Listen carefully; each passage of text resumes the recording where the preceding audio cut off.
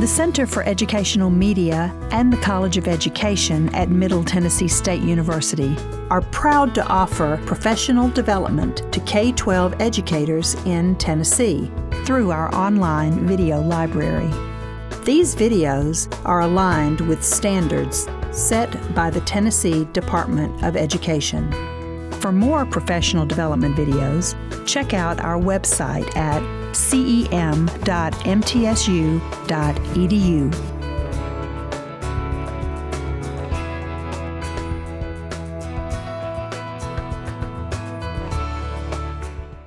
Hello, I'm Dr. Laura Clark, Director of the Center for Educational Media and Professional Development at MTSU's College of Education.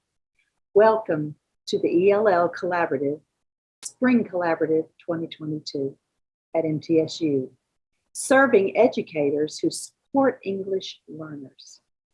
Today, we welcome educators.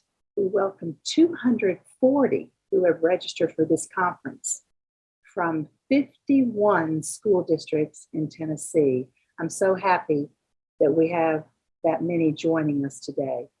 We also welcome participants from 3 universities in Tennessee, the Tennessee Department of Education, and we want to give a special welcome to teachers from South Carolina, New Jersey, and New Mexico.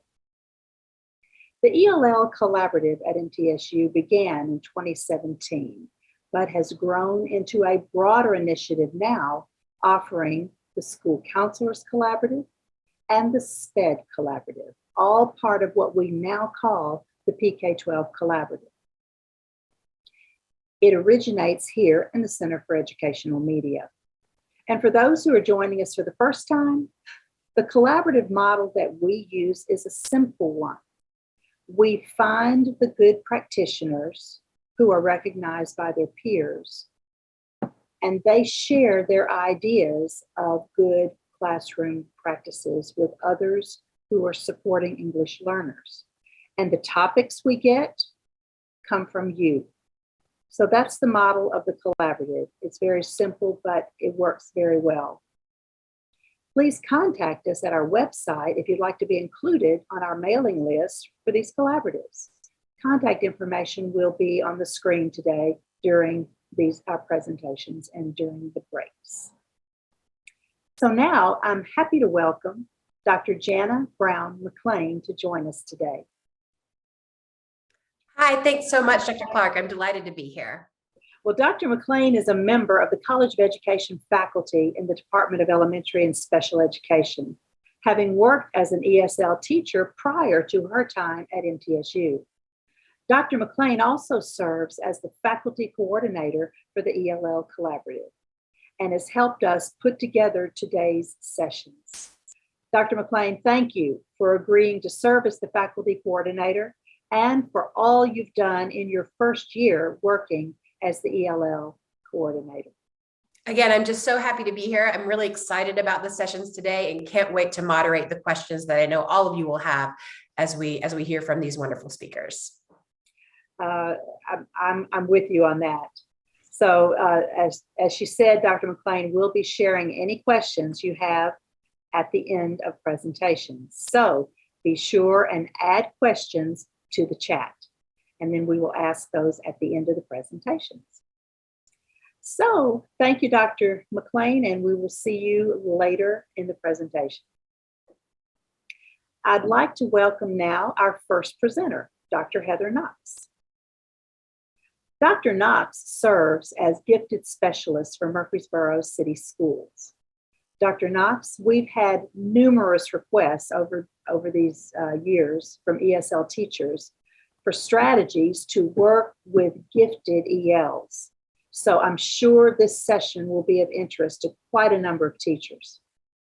And I remind viewers again, if you have any questions for Dr. Knox, please enter them in the chat. Dr. Knox, I appreciate your willingness to be with us today and share your time and expertise. And so I will give the screen to you now. Thank you, Dr. Clark. I am very excited to be here talking about gifted learners, especially in underrepresented populations, is a passion of mine. So I was delighted to be able to come and share some things that I hope that you can take back to your classrooms and to your colleagues so we can advocate and support our English language learners in this area. So today I'm going to talk to you about identifying and supporting intellectually gifted English language learners in the classroom. So that's our topic for today. To go ahead and I'm going to go ahead and tell you a little bit about me, just so you kind of know my background. So I have a doctorate in curriculum and instruction administration with an emphasis in gifted education. I do have my K-12 gifted endorsement in the state of Tennessee. I'm an active member of the National Association for Gifted Children and the Tennessee Association for the Giftedness. I serve as a peer review editor for Gifted Child Today, and currently I'm the lead gifted specialist for Murfreesboro City Schools. As I mentioned previously, it's a passion of mine to work with gifted children. They are my life. I love them. I think they're great, but I also have a passion for justice and equity. So in that, I do have a passion for underrepresented populations as well. So that is just a really big thing that I'm a proponent for and I continue to advocate for. And English language learners is one of those underrepresented populations we know in the state of Tennessee. So COVID has kind of put a little damper on our efforts in our district, as I'm sure it has in a lot of your districts, but we do have some things that we've put in place that we feel has been beneficial and helped us to be able to identify some additional English language learners who could fall in that gifted category and support those in the classroom. So let me tell you a little bit about our agenda today. I kind of started going kind of broad and then coming back in and going into detail. So I thought it might be important for us to talk about the characteristics of intellectually gifted learners in general. So because some of these characteristics you might also see in gifted English language learners, but then also talk about some things that you could look for when you're looking for gifted English language learners and some characteristics of those. Also, next we'll talk about identifying just gifted learners in general in the state of Tennessee, and also what we can do for gifted English language learners, because there are some things that we can do to kind of modify and adjust the assessments that we use to identify those in the state of Tennessee. Then we'll talk a little bit about supporting English language learners in your classroom, in your ELL classroom, as well as maybe giving some information to general classroom teachers of your English language learners. And then I want to preach a little bit about going forward, because I'm such an advocate for this. But before I get started, I want to thank you all for your input on your survey questions that you did. I try really hard to ensure that I plan my professional development around my audience. So your information was very beneficial for me in knowing what topics to cover. So hopefully I'll address all of your questions and all of your concerns throughout this. However, if I do not and you come up with one, please put your questions in the chat and we can talk about those at the end. All right, let's get started. So we'll start out first talking about what does it mean to be gifted? And there are many, many, many, many definitions out there. But the one that I go to from a national level is from the National Association for Gifted Children. And they define giftedness as students with gifts and talents who perform or have the capability to perform at higher levels compared to the others of their same age, experience, and environment in one or more domains. They require modifications to their educational experiences to learn and to realize their potential. Students with gifts and talents, number one, and this is why we're all here today, come from all racial, ethnic, and cultural populations as well as economic strata. 2, require sufficient access to appropriate learning opportunities to realize their potential. 3, can have learning and processing disorders that require specialized intervention and accommodations. 4, they need support and guidance to develop socially and emotionally, as well as in their areas of talent. And then 5, they require various services based on their changing needs. So I think it's really important for us to talk about too. Unlike other forms of gifted services are not student services. Gifted services are not mandated in every state or district. In fact, every state has their own rules, regulations, definitions, and criteria to determine if the student qualifies for gifted education. From a 2018 study, from the National Association for Gifted Children, only 36 states require any form of identification for gifted students. And only 8 of those require specific state criteria for them to meet. And Tennessee is one of those 8. All the rest of them can make a choice based on district level. And only 24 of those require services to be rendered at all. So there's many ones that do not require services to be rendered. However, the good thing is just about every state does provide services. So I want to tell you something a little bit about gifted services in Tennessee, because it is unique compared to those in other states. While gifted services in Tennessee is considered a disability, and it falls under the special education umbrella. And the good thing, but there's good and bad kind of to that. The good thing is the student, if they qualify, they're protected. The bad thing to that is it is pretty rigid, the qualifications for that. And we're going to talk about those qualifications today.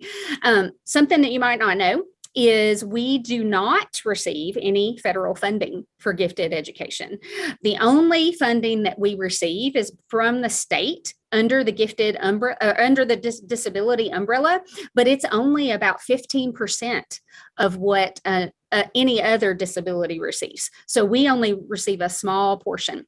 So because of that, you're going to hear me talk a lot today about collaboration and team and the importance in that and helping to identify our students appropriately, because it does take a team in the state of Tennessee to ensure that we are finding those students and adhering to their needs. So let's talk about what Tennessee says about what does it mean to be gifted.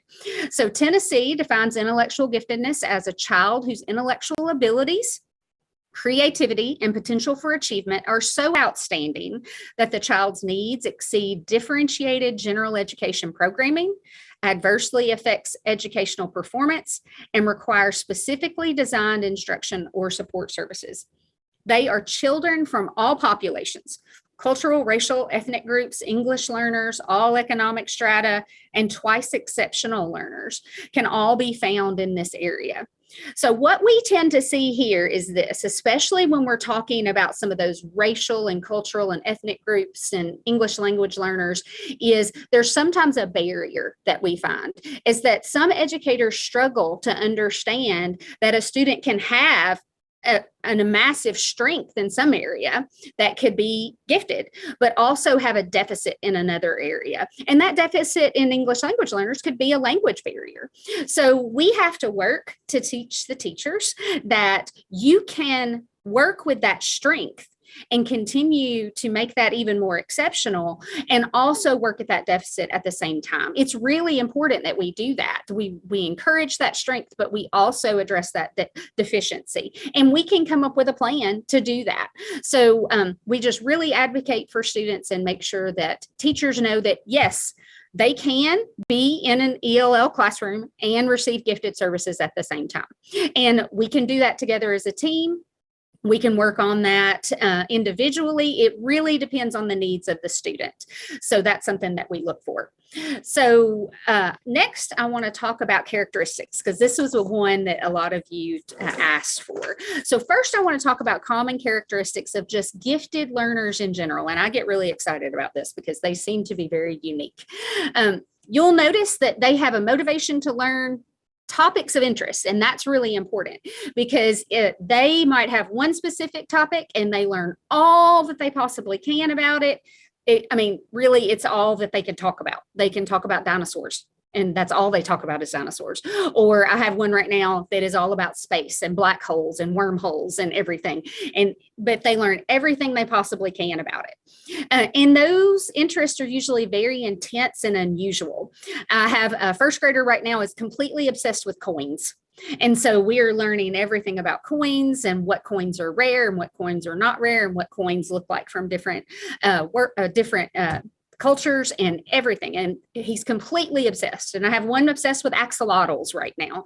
So they're really unusual interests, not something that your typical child of that age would be interested in.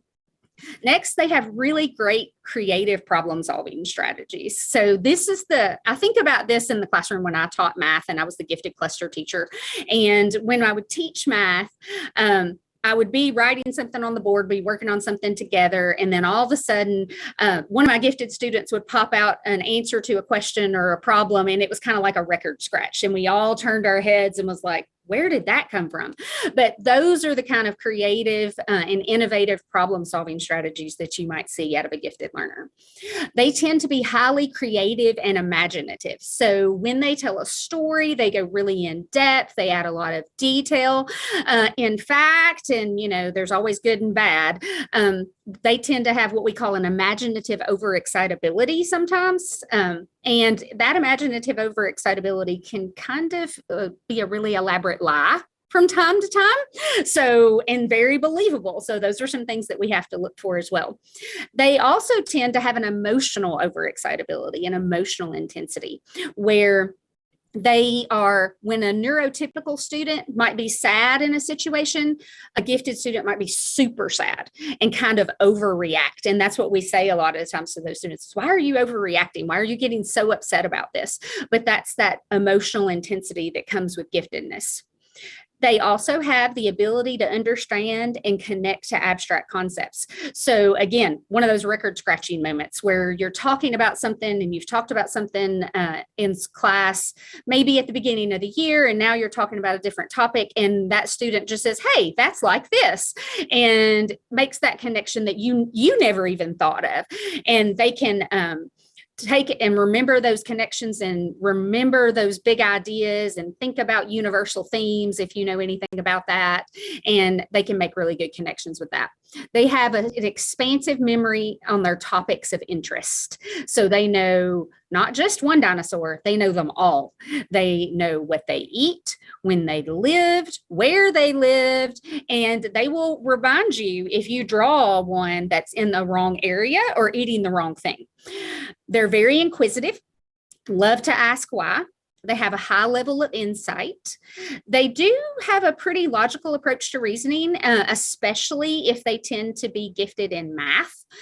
They have a keen sense of humor that's usually tied to their expansive vocabulary and knowledge. So they'll do puns and understand puns a lot and things such as that. Have a strong sense of justice. They want to make sure that everything is fair.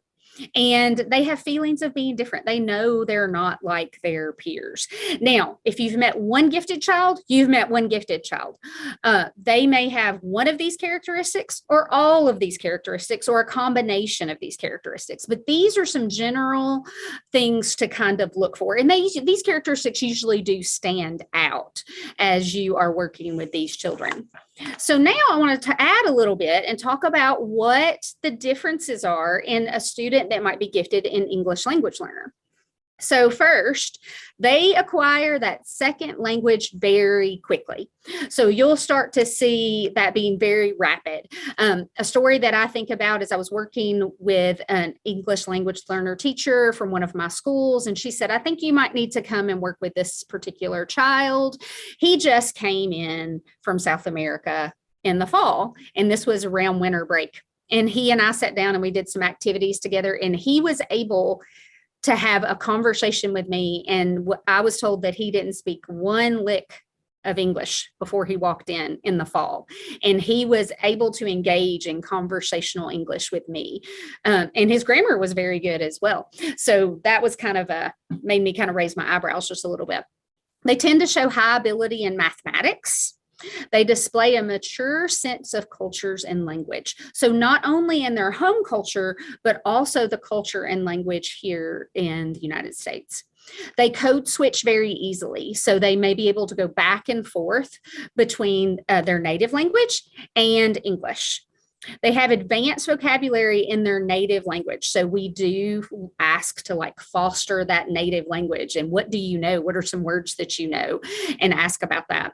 They demonstrate an advanced understanding of American expressions. So they tend to pay attention to a lot of detail and tend to be able to see, oh, that means this, and pick up on this, unlike those of their ELL peers. They translate at advanced levels orally. These tend to be the students that their parents may still continue to speak in their native language, and we use the children as translators sometimes because they just really do a good job at translating. They navigate the behaviors in both cultures very well as well. But the biggest thing here is they tend to move through ELL very quickly. We see rapid growth in these, but due to cultural differences and language barriers, it's oftentimes very difficult for classroom teachers to identify English language learners. So that was kind of one reason I wanted to come today, because it's really these ELL teachers that can identify these. We cannot just look at academics alone when determining giftedness. This is one piece of the puzzle. We really need to look at trends. We need to look at the student over time. We need to look at rapid growth and monitor that growth and not just achievement. So if you tend to see a student that comes in and they just shoot straight up on their benchmarks or shoot straight up on what they're doing with WIDA, those are the ones that you might want to contact your gifted specialist or your gifted teacher about. All right, so I want to share something. This is straight from the intellectually gifted guidance document from the state of Tennessee. And they want to make sure that we are advocating and identifying English language learners who are gifted. And from this document, they say English language skills should not be the sole factor in determining if an EL student should be screened for giftedness. Because oftentimes we see a lot where teachers will say, well, they can't even speak English. How can they be gifted? It has nothing to do with being gifted. Though the rate of English acquisition may be an indicator leading to further screening, English language skills alone should not preclude a student from a gifted referral. Code switching and advanced vocabulary within a home language should be considered as indicators for further consideration of a gifted referral. And that's where I kind of come to you guys today and say, hey, if you start to see this, this should be a red flag. You know, this should be something that you say, hey, I might need to start looking at them a little further. And the state of Tennessee wants us to make sure that we're supporting these students as well. So my number one thing when we start talking about identifying and supporting gifted English language learners, it's all about collaboration and knowledge. So again, that's another reason why I'm here today. We need to make a school team members knowledgeable about all of these characteristics. And we need to be intentional as advocates for our English language learners. To start the referral process and making sure that you're starting the referral process as early as possible, because early identification is best. This team should be comprised of ELL teachers, classroom teachers, gifted teachers, school psychologists, and other school staff. I know our family liaisons are fabulous and they help us out so much. And we all work together to start looking at these characteristics. And we shouldn't, if we start to see these characteristics, we shouldn't say, oh, but they still can't read and pass them on. We need to talk about them as a team and see how we can support them. My biggest thing is learn, advocate, and collaborate. So we need to make sure we're learning all we can, we advocate for them, and we collaborate for them. But as some of you've already put in your in the survey, there are lots of barriers to identifying gifted English language learners in Tennessee.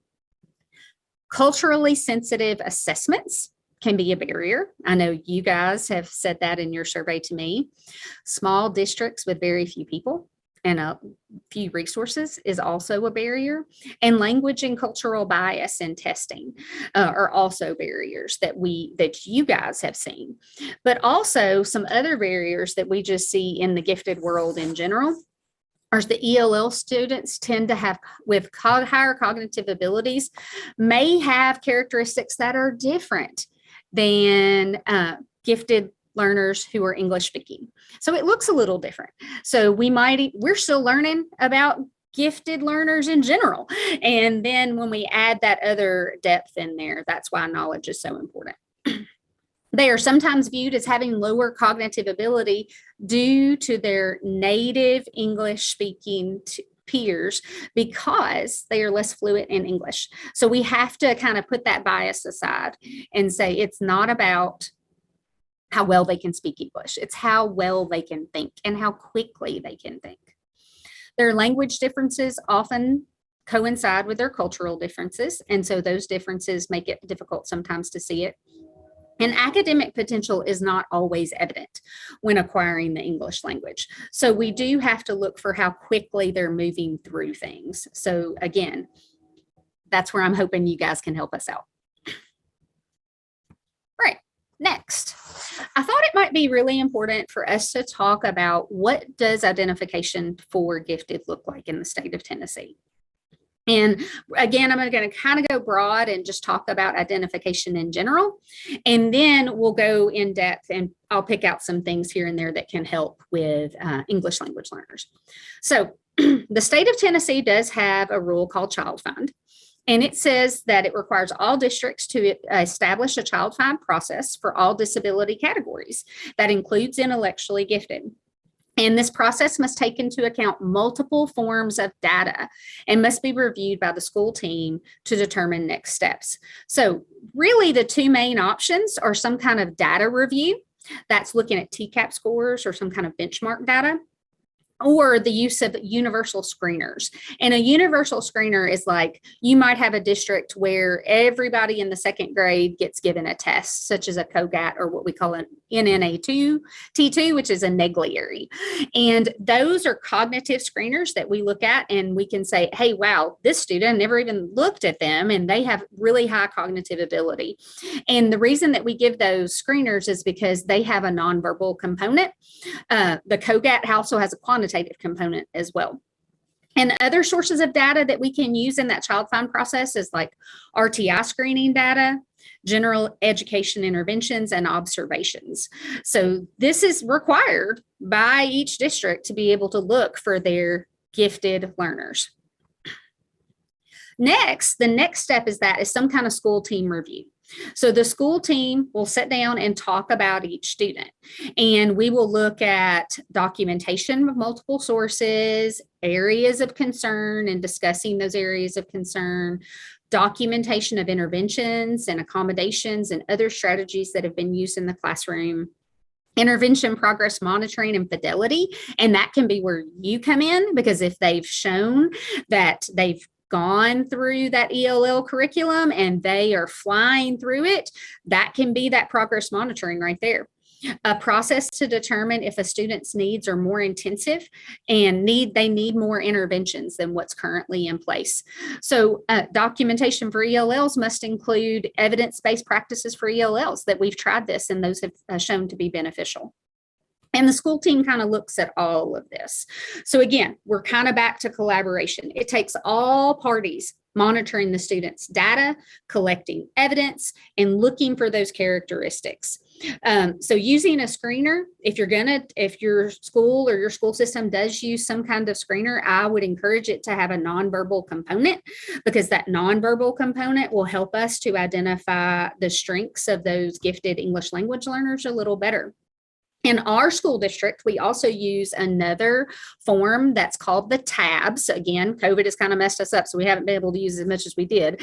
But that is called, the TABS is the Fraser's Traits, Aptitudes, and Behaviors Checklist. And you can download that free. You can Google that, TABS, Fraser's, and it'll come up. And it is a list of different kinds of characteristics that tend to be with gifted learners. And what we do is we give it to our ELL teachers and we'll say, or we did prior to COVID, and we will say, hey, which students do you have that meet these characteristics? And that can be a jumping off point that we use to kind of help us with that. Something else we also do, because we will get into the qualifications for gifted in the state of Tennessee and the matrix that we have to follow, is we might notice that a student comes in and they're showing this really great potential. Well, enrichment or gifted services don't have to start when you get an IEP. They can start, and we can start providing them with enrichment as soon as we as a team decide that that's the best thing for them. And I would encourage you to do that, because we can still foster that potential ability, and we can still work with them. And the more that we provide them work and activities and things that go toward those logical reasoning skills and that fluid reasoning skills and their verbal reasoning, the better they're going to do when they are assessed. So What we do is we typically say, hey, do you have any students that qualify with these characteristics using that tabs document that I referred to? We'll sit down and talk to our ELL teachers. And if we are able to find someone, we'll go in and we'll do some little activities with them. We may do some spatial reasoning tasks. And on those spatial reasoning tasks there's a couple of games, and I'm going to say these so you can write them down. One that I love is called Shape by Shape. You can get it on Amazon. It's like $7. But that kind of helps with determining if they have good spatial reasoning skills. Qubits is another one. And that's where they have to make picture puzzles that match. And another one that's one of my students' favorites is called Katamino. And they have to, it's a puzzle. It's got 1,000 puzzles in this one wooden puzzle. And they have to make things fit in a certain area. So that kind of helps us determine if they have that spatial reasoning ability. Some other things that we do is we look for like that nonverbal reasoning and those nonverbal things. I'm going to show you a couple of resources that I use. This will help you in identifying and kind of fostering those different types of reasoning and thinking, but it'll also help you support all your students in the classroom. So I love the Critical Thinking Company. It's the criticalthinkingcompany.com. And all of these resources that I'm about to show you come from there. This first one is math analogies. So what they do is you're doing an analogy, but it's all about math. So they're kind of applying it to that. Another one that has nothing to do with reading at all is Pattern Explorer. So they have to take patterns and keep adding onto the pattern what might happen next, and then they make predictions from there. Then we have some additional analogies, think analogies, and that will help with that verbal reasoning ability. So they'll be able to increase their verbal understanding. And then my absolute favorite is called balance benders. And so there is a scale shown, and then there's shapes on each side, and they have to say what statements are true or not true based on those shapes. So it really takes a lot of that language out, and we can really see their reasoning abilities as they go through that. And another thing that we do for students in this area, this time frame too, is we also look at their creative ability. So we might draw a shape or a figure and have them make it into something, or we may give them a bunch of what you might consider junk and say, make it into something, see what you can do.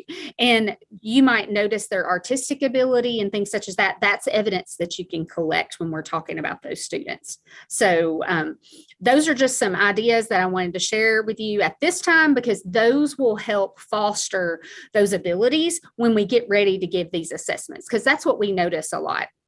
So if you have a student who is continuing to do well, who has evidence to show that they are excelling and they're excelling quickly, this is a form that not everybody knows about in the state of Tennessee, and it's called the Tennessee Assessment Instrument Selection Form.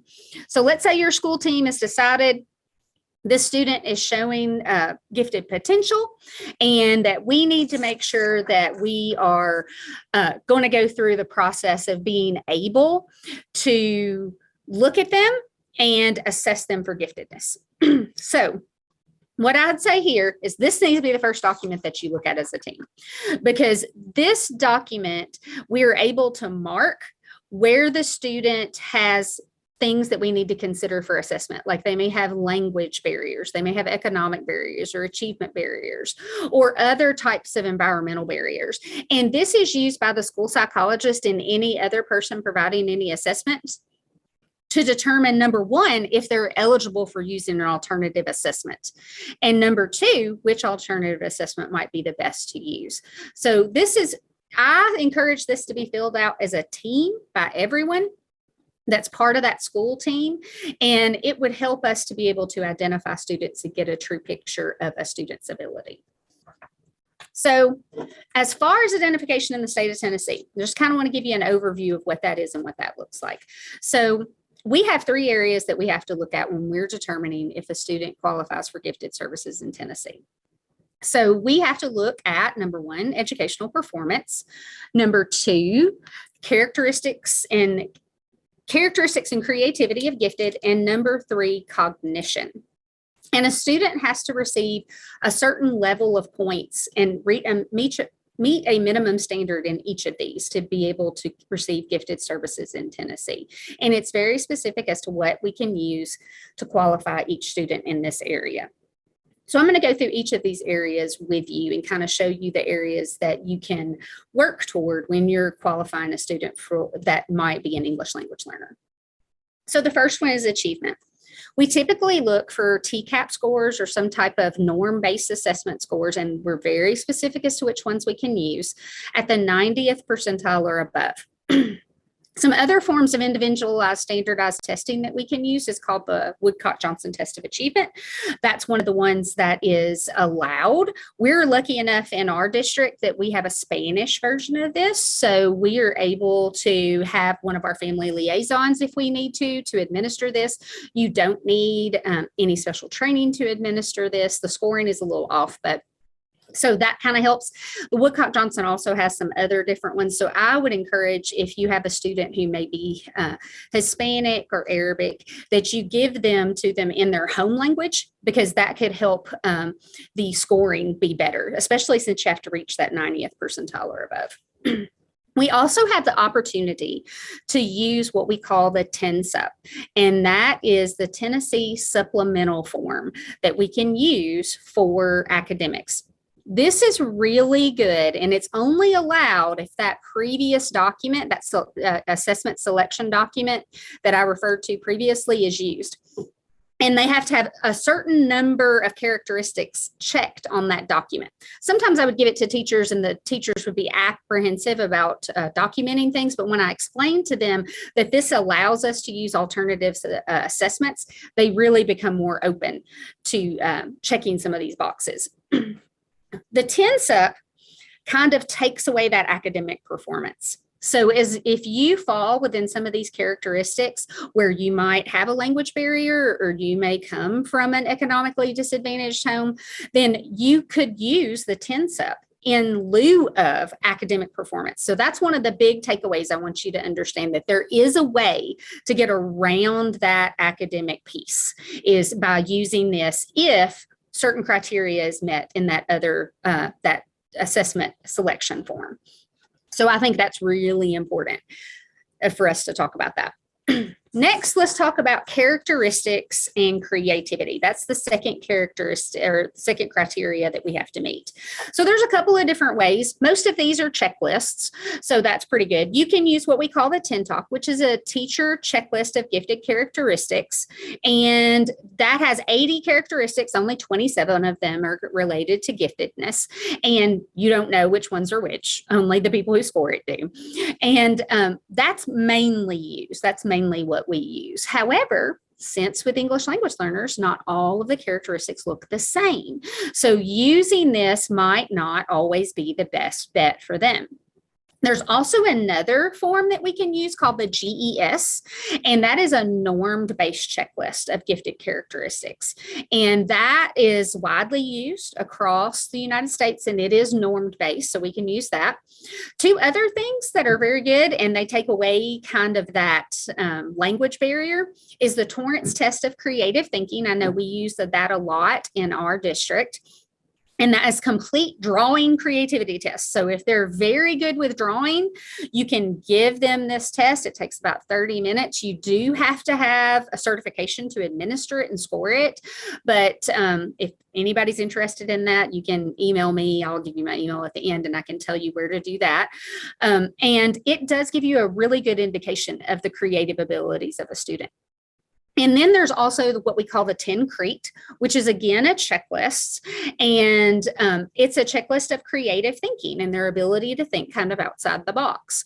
So again, it takes away that language piece. Now, I've got stars by the TEN-TALK, the GES, and the TEN-CREAT. And the reason I have that is because we have found that if you're qualifying a student who's an English language learner, it is best to have each of these three forms filled out by both teachers, the classroom teacher and the ELL teacher, because they have a better understanding and knowledge of the child in a small group setting where they might have opened up a little more. And we can use both of those checklists in order to qualify a student. So that's those are just some ideas there on that piece. Next, we'll talk about cognition. And this is where we end up having issues sometimes. Because in the state of Tennessee, the cutoff criteria to qualify a student as intellectually gifted is an IQ of 123 or greater. It used to be 118. They moved it to 123. And when you're looking at that, you do have to use an appropriate assessment, and you do have to make sure that you are looking at all various areas when you're talking about English language learners. So the gold standard, I've done so much research on this, I can tell you, the gold standard for IQ measurement that takes out the most bias is what we call the WISC-5. It's the Wechsler Intelligence Scale for Children, 5th edition. And the reason that it's so good for qualifying students who might be English language learners and learners that might have other disabilities, it provides various types of IQs that we're able to use. So it provides a full scale IQ, which is what most IQ tests do. But you also are able to use what we call the general ability index that takes out two components like working memory and processing speed from that determination of IQ. And you're also able to use the nonverbal index, which focuses on subtests that are only in nonverbal ability. So that really helps us when we're identifying students who might be an English language learner. A student might have what we call a split discrepancy. In a split discrepancy, you might see this with English language learners, especially on the verbal portion, is where one area of their IQ comes out, like maybe say their nonverbal or their fluid reasoning comes out at 130 or over. Now it has to hit that 130 mark. But then another area of their IQ is at least 1.5 standard deviations away from that area of 130. So let me give you a little example. So if you had a student with a fluid reasoning score of a 136 in nonverbal, and then you had a verbal score of 113 or less, they could still qualify, even if their overall IQ ended up only being a 118. So that is something that a lot of people don't know to look for, is that split discrepancy, especially when we're talking about English language learners. Another thing that I use a lot, actually, I was telling Dr. Clark before we got started, I was able to qualify 2 English language learners this week. So I was super excited about this. And with one of them, we were able to use what's called the confidence interval. Now, again, this is up to kind of your school team to decide if this is okay to use or not. And I worked with our school psychologist, and we determined that the confidence interval was the best measure of her ability. And what that is it's a range of scores that says we're 95% sure that if we were to give this test again, it would fall within this measure. And we had a reason to use it because we were working with a student who was from Egypt, and her parents still spoke a different language, and she was very quiet. And we knew, based on what we know about cultures, that the women there and the girls there tend to be a little more quiet and reserved. And so we had a reason to use that confidence interval. So we were able to qualify her this week just by using that confidence interval. I know that was a whole lot of a school psychologist terminology here going on, but believe me, your gifted specialists and gifted teachers should understand this. Your school psychologist should understand this. And if you want to share this with them and kind of say, hey, these are some things that other school districts have done that could help us to identify those students, please do so. I think that'll be beneficial.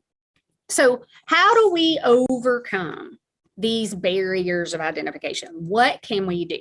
Like, how can we make sure that we're getting these kids, because we know they're out there? Well, first of all, you're doing it right now. Professional development and awareness. What does it mean to be gifted? What does a gifted student look like? What does a gifted student who might be ELL, what do they look like? What do I need to be watching for? Because I think awareness is really key when we're talking about this. Second, early identification is best.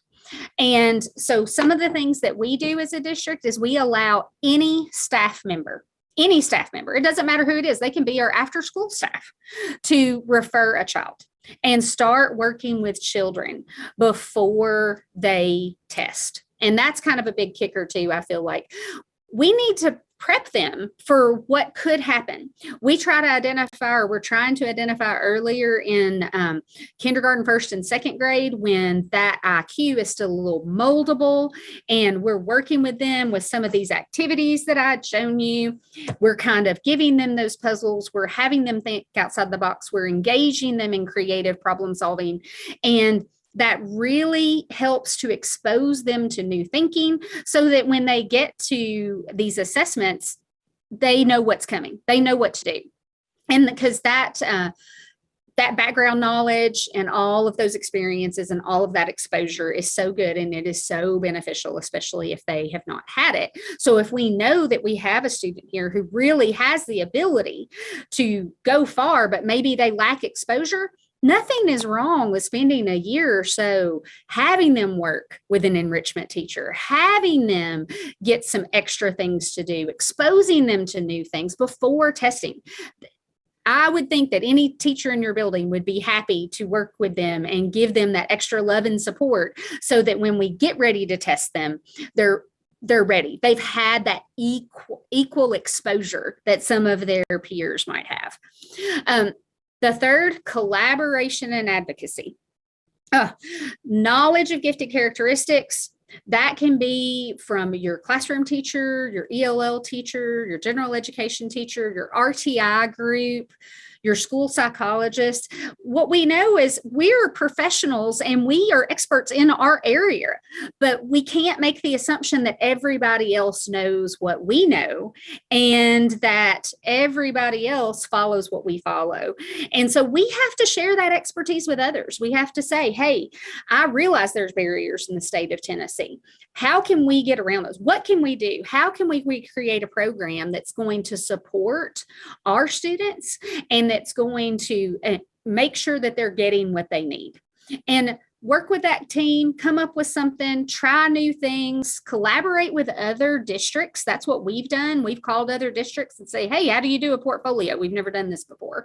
Or, hey, how do we use the Tincrete properly? Or what do you do when you have an English language learner and you need to give them the Woodcock Johnson, and we start talking with them and seeing what's out there. Sometimes I think we're afraid to cross those district boundaries, but I've never understood that why. So then fourth, create a child find process. Reach out to your gifted teachers in your building.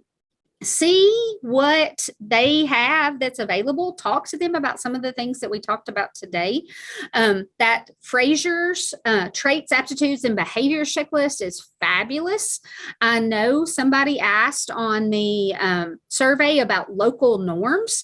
So I'll explain local norms with you for just a second. Local norms is when you don't just look at the normed reference sample that is given on a test. You look at your school individually. So we're doing that at one of my underrepresented schools. And whereas for the rest of the district, we may be looking at that 90th percentile or above.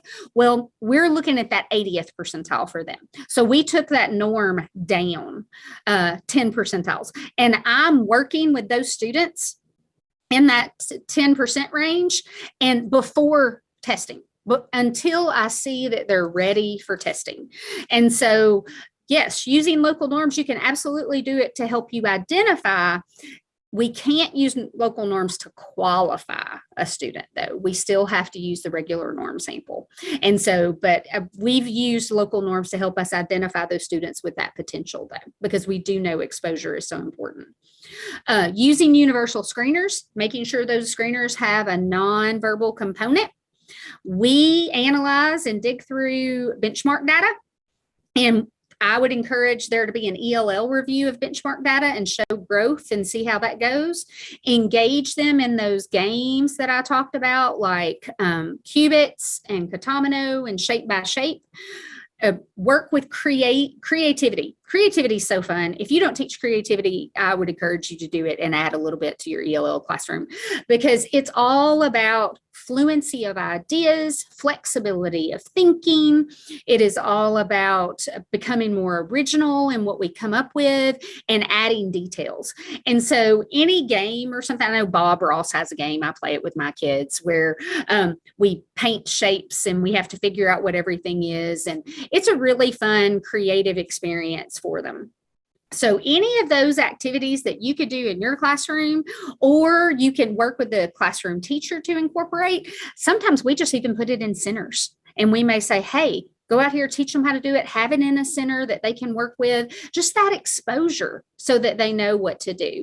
But all of that can be part of that child find process, because you never know where you're going to find those rare gems in all of this. And so important for us to reduce bias. We have got to reduce bias in curriculum. We've got to talk. We've got to know our families. We have to know what they know and what they don't know. We need to talk to them. I rely heavily on my family liaisons. I call them all the time if I've got students, and I'll say, okay, what do I need to know about these people before I start working with them? What do I need to know about this culture? How can I embrace it? How can I make sure that I'm doing things that are appropriate? How do I make sure that I teach them properly? How do I make sure that I'm being respectful to them? And what are some things that I could do to encourage the family to help encourage their child? What can we do all the way around? And then through screening and comprehensive evaluation, you've got some other options that you can use. We've talked about some of those. The assessment instrument selection form is really important, and not a lot of people use that. The Tennessee supplemental document that you can use for academic achievement, that's really important. Understanding that there are alternative assessments that can be given. Using other forms of that full-scale IQ, and not just the full-scale IQ, knowing that you can use what we call split discrepancy, noting you can use nonverbal ability, and all of those things. So there's lots of different ways that we can overcome those barriers. This is something, and if you Google National Association for Gifted Children, identifying gifted EL learners, you will see this. And this is 15 things that the National Association for Gifted Children came up and said, these are good ways for us to work to identify gifted English language learners. And the big four are just universal screenings, alternative pathways to identification, web of communication, and professional development and advocacy. So I want to talk about just a couple of these. So state of Tennessee doesn't require us to adopt a process of universal screening, but nothing says that we can't, So universal screening, you could talk and see what type of child find does your district use. If they use a universal screener, ask a little bit about it. Does it have a nonverbal component? And if it doesn't, why not? Can we add that in there? Because we're missing out on some kids if we don't. Is that all you look at? Sometimes they look at academics too, and that's not quite fair if you've got a child that just came over from another country and it's barely English speaking. Select instruments that are culturally sensitive. So there's tons of studies out there about which instruments are less and more culturally sensitive when we're trying to determine cognitive ability. Assess the speed of the English language learner's acquisition. Again, as English language learner teachers, I would monitor that growth. And do you have somebody that's just sticking out, that just jumps up and says, whoa, wait a minute, they're gaining this at a rapid level? Consider including reliable and nonverbal ability assessments as a part of the identification process, using other tools to supplement the results of universal screening. And then alternative pathways. See if you can find something that's in that student's native language and give them an achievement test in that area. Because like I said, we've been able to find a Spanish version of the Woodcock-Johnson, and that's been great. We're looking to see if we can find other achievement measures that might be in that language or in different languages. Maintain a list of multilingual school psychologists, because I'm going to tell you that would be a game changer if we could do that. Unfortunately, there's not a lot of multilingual school psychologists out there. Work with your gifted coordinator or gifted teacher to talk about a program or a procedure that you could use in your district so that you can start identifying some of these students and make it a process, make it something that everybody relies on. I know in the state of Tennessee, I know we have a couple of people that are not in Tennessee, but we're required to go through the RTI process. And you may not know this, but the state of Tennessee is moving gifted into that RTI process. So we're going to have to start doing that too. So now's a great time to say, hey, can we go through and create an RTI process that embeds some things in there? So we're looking for those English language learners in there. Create a talent pool of students who exhibit this high potential and things such as that. Do observations. All of that can go into the portfolio when you're starting to look for gifted English language learners. Web of communication. Like I said, I'm going to talk about collaboration and advocacy all day because it really does take everyone. It takes everyone to be able to identify a student, to see that spark, and then to continue to foster that. And that's really important in this area. We tend to get real frustrated about students that have gone through the program and then they didn't qualify. Well, we have a little bit ahead of time that we can do to kind of help make sure that that's successful. And we need to ensure that we're doing that. View professional development as a lever for change. So I'm so thankful that you're coming today. And I'm so thankful that you asked about this because this is, like I mentioned before, this is really passionate of mine. If you can't tell, I got excited today over this, but look for other people who are passionate like that. Work together, because I'm going to tell you, this is not just an issue in Tennessee. It's all over the United States. And we need our brilliant minds to all come together to figure out a way that we can do this and do this properly. So the things that I've given you today are just some things that we've tried that have worked pretty good. But if you have something better, please call me, please let me know, try to work together and go to professional development so that we can learn more about each other in each other's area of expertise and work together to try to get what we can that'll help our students receive everything that they need. So I want to tell you, I got a couple minutes left before we have time for Q&A. So I want to tell you about a couple of success stories that I've had. And I hope I don't tear up because I get real emotional about these. So one, we had a student that was brought to my attention back when they were in the second grade. Parents completely Spanish-speaking home, didn't speak any English at all. And they were told, hey, he's kind of going up the ladder pretty quickly, but his academic performance was just not there. So in our district, we use what we call the gifted cluster model. And that's where all the gifted students are put in one classroom with a teacher who has their gifted employment standard and knows how to teach gifted learners. So I requested that next year. I said, number one, I want to start working with him ahead of time. And number two, I want him in that gifted cluster classroom. Talk to the teacher ahead of time. We know there's something here. However, he's not meeting these marks for us to know that appropriate referral is ready at this time. And so we worked for an entire year. He worked hard. We worked hard. We made sure we exposed him to lots of different things. We gave him enriched curriculum and enriched activities. At the end of the school year, I think we all had a party when we were finished, because at the end of the school year, when we got TCAP scores back from the next year, he scored in the 97th and 98th percentile on English and math. We qualified him the very next year. We went ahead and did an assessment. Very first thing, qualified him at the very first year. His parents were in tears. They had no idea even what this meant in their culture, So, that's a thing too. We have to make sure to advocate and teach our parents as well. And he is going to, I'm telling you, he's going to rule the world one day, because he had already tried to figure out how he could recreate DNA from a woolly mammoth. And that was one of his projects that he was going to do. He's fabulous, and I absolutely love him.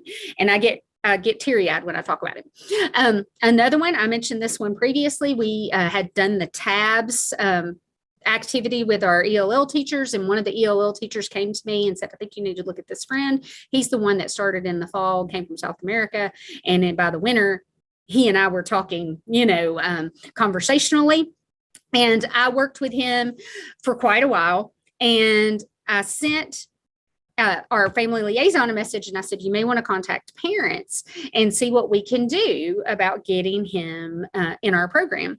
Well, I sent the paperwork, kind of started everything, said he needs a little more exposure, I think, before we get ready to test him. And Dad wrote me back a big, long letter that said he was in the gifted services program in South America. We did not even think that we could do it here because of the language barrier. And Dad was just overly emotional that we were able to see that in him and see it so quickly. And it was because of an ELL teacher like you. It was, I mean, it's you started that. I had one this week. 2 this week that qualified. I had a student from Asia and a student from Egypt that qualified. And, we'd been working with them and talking to them and talking to their parents. It took a lot of legwork up front. It's not just, hey, they're gifted, here's a referral. We have to make sure we get them at that right prime time for testing. So we make sure we're doing that testing appropriately. And we used, in every one of those cases, we used alternative assessments to qualify these students. So a couple of things that you can do to support them in the classroom, besides the things I've given you so far, is provide them with a culturally responsive curriculum, which I'm sure you guys already do, but encourage that in the classroom as well, in the general education classroom. Provide opportunities for self-directed learning. Gifted learners, if they have an obsession, I foster it.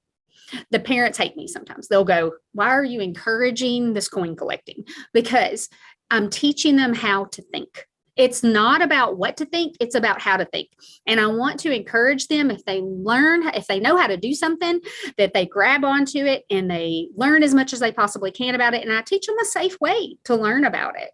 So provide those opportunities for self-directed learning, even if it's in their home language. Allow them to do it. Develop assessments or protocols or processes that allow for multiple methods of mastery. So one thing is, you might say, hey, answer this in your home language. If you need to, you might say, hey, why don't you show me this in a different way? I have a list of 99 different assessments that can be given, 99 creative assessment tools. And I'll give those to my teachers and say, let these kids pick which one they want to show what they know on. Work to eliminate educator bias. So work with your teachers and let them know, yes, they can be gifted, and they can be an English language learner at the same time. And yes, we do need to address both. And it can be done. I know someone on the survey said something about that. How can we do both? Well, I can come into your ELL classroom. I can come into the general education classroom. We can work together to develop activities and assessments. I can work with the gifted or with the classroom teacher. It really is dependent upon the needs of the child. Foster nonverbal reasoning skills, spatial reasoning skills, and creative tasks and throughout classroom activities. This is so important. Don't just focus on that language. Take that language away sometime and allow them to show their learning and explore and do this in these different ways. Use higher order thinking tasks. Now, I'm a proponent of Kaplan's depth and complexity icons too. So Kaplan's depth and complexity icons are a thinking tool. It's a thinking model that we use with our students, and it teaches them how to think. It was actually developed by a gifted teacher who said, if I want to teach my students how to be an expert, how do I do that? And they talked to and interviewed hundreds of professionals in different fields, and they found there's these 11 things that they think about in general, and they've created them into icons. So they're pictures. We take away that verbal. They're pictures. We can put that picture up. They know if they see a flower, they need to think about the details involved in this. And so that's some of those higher order thinking tasks. Compact and accelerate. If you see a student that knows something ahead of time, encourage the teachers to compact that curriculum. Don't make them sit in something that they already know. Extend that out to something different or accelerate them on. I mean, make sure every student needs to have new learning every day. That's what I feel like. So make sure that they're getting exposed to new learning and advocate for their strengths. Don't just sit back and say, well, they can't, read English. What are we going to do? Doesn't matter. There's a strength there, and we need to be the people to advocate for it. So that's the big thing. going forward, be aware, advocate, and teach. Those are the three things. I would make sure that you are aware of what your students, you're aware of the requirements, because unfortunately, I have been in some meetings where we had students that didn't qualify and people didn't understand. So we have to be aware. We have to be aware that there's some things we can do ahead of time. There's some things that we have to do to prepare. Advocate for those students. Make sure their needs are being met. Even if they don't qualify for gifted services, surely there's somebody that can provide them with enrichment, or there's something that they can do. So advocate for them. You're going to be their best advocate. Really, I mean, that's what I've noticed with gifted English language learners. It's the ELL teachers that are their best advocate. So I appreciate you coming today, and I want you to go out and teach other people all about this. And if I can help in any way, I will be more than happy to. So my contact information is up here. If you have some successes and you want to share them with me, I would appreciate it. And I just really hope that you take away what we did today and you go off and change lives. So that's all I have for my presentation at this point in time. Dr. McLean, do we have any questions?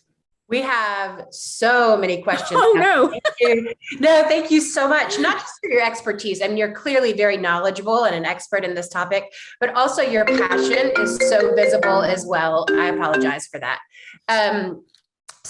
And I just wanted to take a moment to remind everyone that, one of the things that Dr. Knox really mentioned was the need for us to continue putting our brains together to collaborate and working together towards solutions. And that's really one of the primary objectives of this collaborative through the Center for Educational Media. So this is one way that we can really continue to work together. So let's see, I think where I want to start is one viewer asked, several times you mentioned reaching out to the gifted teachers in your building or district. Mm-hmm. Who can we reach out to if there are no gifted teachers in our district? Great question. So I would encourage you to reach out to maybe your school psychologist. That may be a good place to start, and say who handles gifted services, because gifted services are mandated in the state of Tennessee. So there should be someone. So I would kind of start there. The school psychologist should know who that is. A lot of times in the smaller districts, you have the gifted teacher is also the resource teacher. So they serve two different hats on two different ends of the spectrum. So it might be that same person, but just ask those questions and kind of find out who it is over that. And the school psychologist should probably be able to help you with that. Great. Thanks so much. Another question is about what data is allowable in the identification process. Specifically, how can WIDA data be used to support the identification process? Currently, at this time, there's not anything in the state of Tennessee that allows WIDA data to be used for identification under the disability of intellectually gifted. Now, I definitely think WIDA data could be used when you're identifying those that we want to get ready to submit for a comprehensive evaluation. So that would be your expertise more than mine, but those students who go through really quickly, that's what you're looking for, because giftedness is about the speed in which you learn. A gifted child can learn something through 1 to 2 repetitions, where a neurotypical child might need 3 to 4 or 5 repetitions, and a student that might be on the other end of the spectrum might need 7, 8, or 9 repetitions. So it's all about how quickly they obtain information. So I would say, yes, that WIDA data can be used in that screening process to determine who to be watching. But as far as the state level, unfortunately, at this time, it cannot. But you know what? We can advocate for it. So it seems that this is kind of a distinction that you're building up that I kind of saw repeated over and over throughout your presentation is there's one thing which is qualifying for an IEP to be gifted. And there's another thing which is receiving interventions to support and sort of the identification process. So can you talk a little bit more about what are the benefits of sort of qualifying for an IEP? And what are the things that we can do even if a student hasn't qualified for an IEP? Another great question. So when a student qualifies for an IEP, we're gonna develop an individualized education plan, and it is going to be solely based on their psychoeducational profile and their academic needs. So the great thing about it is they are protected. You will work as a team to make a plan that is going to build on those strengths, that's going to address any areas of deficit if they do have any areas of deficit, and everybody is bound by law to follow that, so the good thing is you might have a teacher, and everybody knows this happens, and I hate to say this, but you'll have a teacher one year who will be so great and nurture and everything, and then you'll have another one the next year that says, I don't see that they're gifted.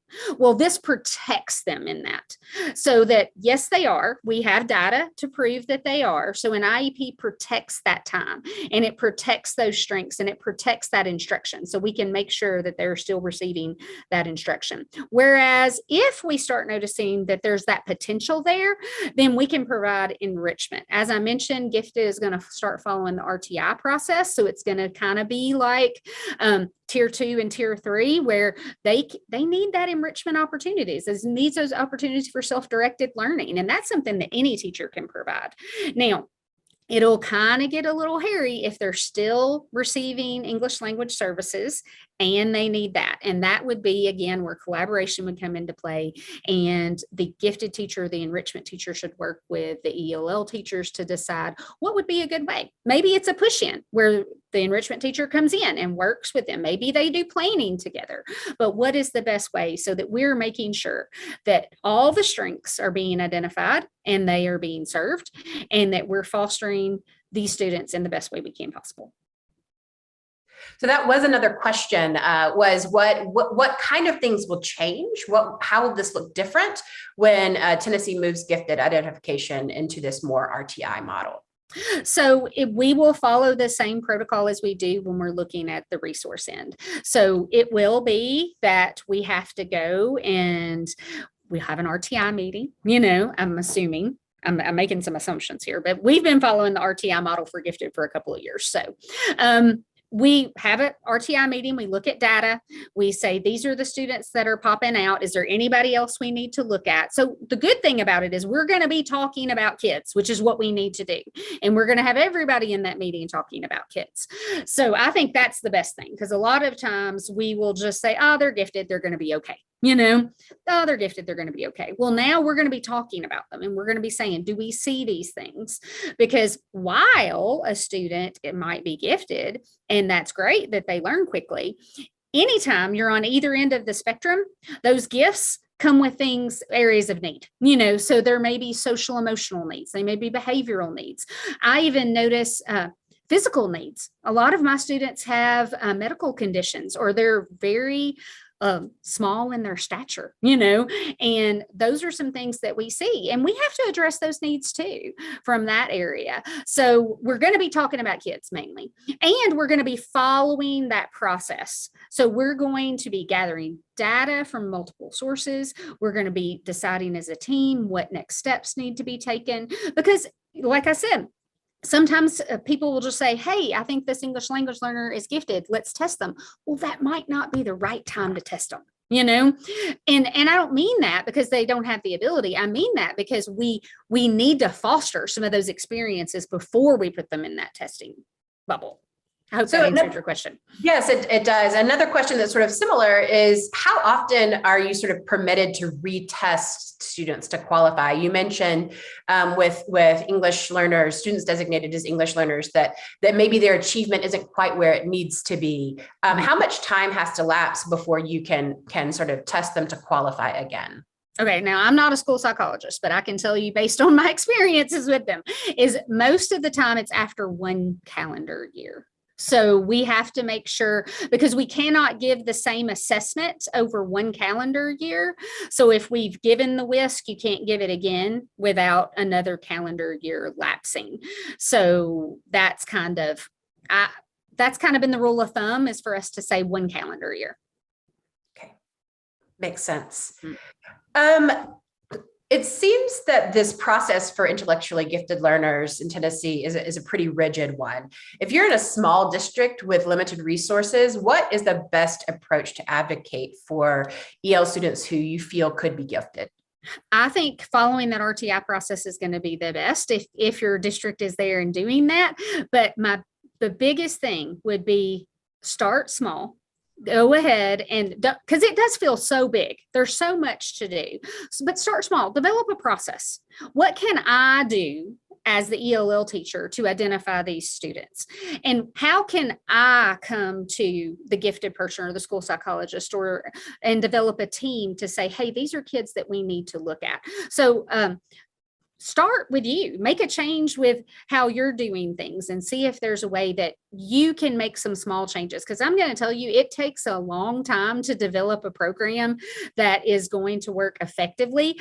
I wouldn't encourage you to jump in feet first and go, take it step by step by step. And even if the first thing you do in your first year is you really get that process down of how am I going to monitor these kids, start there. Then the next year, how am I going to create a system so that I can follow up with these teachers? Maybe how am I going to incorporate some of those things into my classroom? So I'm fostering those things, but start small and advocate and get the excitement around for everybody. Get everybody excited about it. Wonderful. So the last question was more that just someone wanted a repetition of, can you tell us again the names of the activities that measure spatial reasoning? Someone Absolutely. Didn't want to miss that. Yeah. So one of them, and I don't have them with me or I'd show you, but one of them is called Shape by Shape. You can get it on Amazon. Giving you time to write things down. The next is called Qubits. Again, you can get that on Amazon, and there's a Qubits Junior that you could do with your younger students. There's a regular Qubits, and then there's a Qubits Extreme that maybe your high schoolers could do. And then the last one is called Katamino. So it's like domino, but Katamino, and it has 1,000 puzzles in it, and it could be used for all ages. I think it says 6 and up, and it can also be purchased on Amazon. So all of these can be purchased there. Great. Thank you so much. Thank you. The last question I have for today is about, you mentioned one way to sort of help continue enrichment for multilingual learners designated as English learners is to help to continue to foster their language development in languages other than English. Given sort of the logistical challenges of, we work with students who speak a lot of different languages, and we maybe don't always share the languages, what are some strategies you recommend for helping those students continue to foster languages other than English? I would just I would encourage them to do some of their research, maybe in their home language if they can. That would be a good way. And one of the things that I've always noticed that when I'm working with students who are multilingual and gifted too, is they tend to have a lot better creativity. So having them draw out things, I think, is great. Like you may not be able to present maybe in English just yet, because these are some higher advanced terms, but maybe you can show us a picture of what you learned, and make a presentation and make it all very creative and abstract. And that tends to be a good way to do that, because I know we all can't learn various languages, but just fostering that love and that knowledge of their own language is good. Just encourage them to teach them how to teach themselves. And that's my biggest thing. It's like the old adage of, if you give a man a fish, he can eat for a day, but if you teach a man to fish, he can eat for a lifetime. If we teach our students how to think, we use those thinking models, and we are open in what we're saying, and we follow that philosophy, and we tell them, hey, this is how I think through this. And we give them examples. And if we're teaching them how to think, then it doesn't matter what language they're doing it in. They can be doing it in any language, and they'll still understand and know how to think through a process. Wonderful. Thank you so much, Dr. Knox, for sharing your time, your passion, your expertise with us. This has been really, really informative and really inspiring to me, and I hope to all of our viewers as well.